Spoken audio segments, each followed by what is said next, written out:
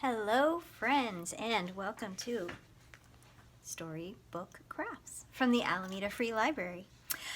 This week I'm going to show you how to make something super simple and super adorable. There's a lot of things that you can make that look like cute polar bears. This craft uses something from home to make just the cutest little polar bear inspired by this amazing book. If you've not checked it out yet and read it, please do. It is wonderful. This is Polar Bear in the Snow by Barnett with art by Shawn. And here's some art for you to make. So what do we need?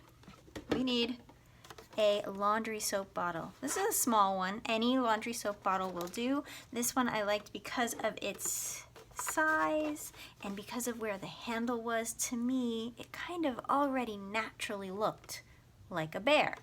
I've taken the label off, and as you can see, there's a couple of spots that kind of were sticky. Doesn't matter. We're going to make that work for our bottle.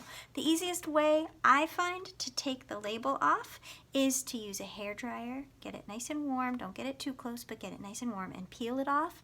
Or soak the bottle in warm water. You fill the bottle first with water and then put it in a big pot. Soak it in warm soapy water. And then the label usually peels right off. Some of them, they're actually pretty easy to just peel off all on their own. You want to get as much as that label off as possible. And some of them have a little bit of writing on them. This one had a little bit right there. You can kind of still see it. These work fabulously. This is a dry erase pen. So if you find your bottle has a little bit of writing on it, you just swipe over it a little bit with the dry erase pen. Find a dry erase eraser, this one happens to have it on the pen, and just smudge it away. Since polar bears are white but kind of dirty, this worked out really well for me. I kind of smudged my bottle all up with the marker and the eraser to really make it look polar berry. But how are we going to get that shape? Well, it's not too difficult. I used a pencil to mark where I wanted the legs to go, and then I cut around. The hardest part is actually poking through the bottle with your scissors. So you're going to need a sharp pair of scissors. You're also going to need a Sharpie, and it is helpful to have that pencil handy. So let's start. We're going to mark off where we want our legs to be. So let's see, I think I want this to be one leg here, and probably about there. And let's see, I'm going to follow it up. I'm not going to cut all the way through, but I'm probably going to go right about there. Mark that with my pencil. That way, when I poke with my scissors through, I have a guide for where I want to go. Now, I did also rinse this bottle out, so I made sure there was no more soap inside. It might still be a little wet when I open the bottle up, but I have dried it pretty well too, so hopefully there won't be too much inside. Since we're using a laundry soap bottle, we still want to keep our fingers away because it's probably just fine if the soap touches our fingers, if there's still a little left, and it certainly will smell nice, but we still want to keep our fingers away. So I don't know if you noticed that, but I just gently poked through with my scissors, open them up, do it again on the other side. I'm getting ahead of myself there. Open your scissors up. You do need sharp scissors for this, but it's actually not too difficult. Just a little poke. That's all it needs. And then you can start cutting through. Definitely keep your fingers away from those scissors. And always start small. It's a lot easier to cut into it once it's bigger to make it, or once it's small to make it bigger. But we don't want to make it too big at first because you can't go smaller. All right, there we go. It's a good start. I'll go ahead and cut over here too. Just one little poke. That's those scissors straight through. There we go. So we can cut that handle off.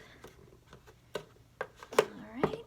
Keep your fingers and your other hand far away from those scissors. You don't want to risk cutting yourself or poking yourself with them. It's still a little soapy in there. It's helpful to have some tissues or some paper towels handy. Be very careful when you're working with the cut plastic because those edges can be a little bit sharp. Okay, the handle is off.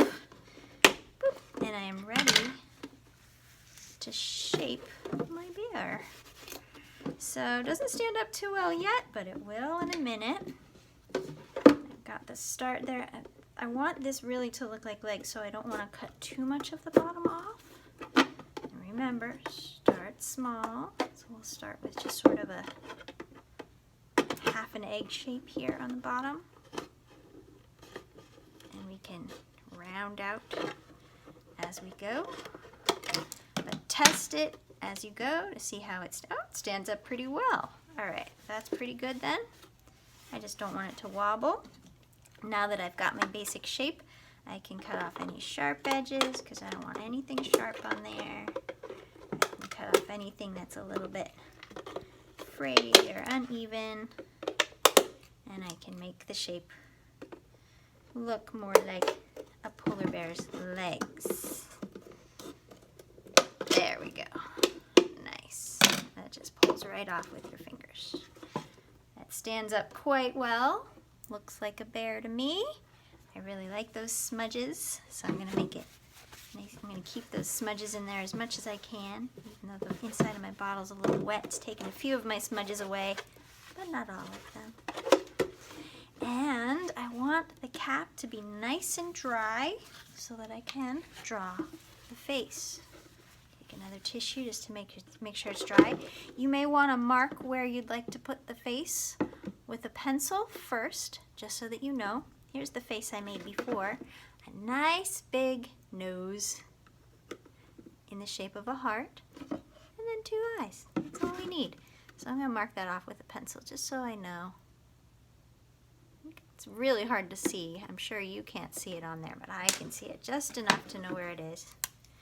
One big heart on the nose here, or on the cap for the nose. And then I'll mark off where I want those nostrils to be inside. Make sure I don't color them in. There, and now I can color in.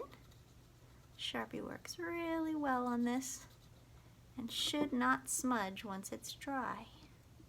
Be careful to keep your fingers away from it as you're coloring, just so that it dries before you touch it.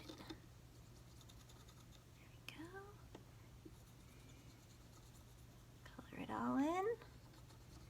Add those 2 little dots on the outer part of the cap for the eyes, right here.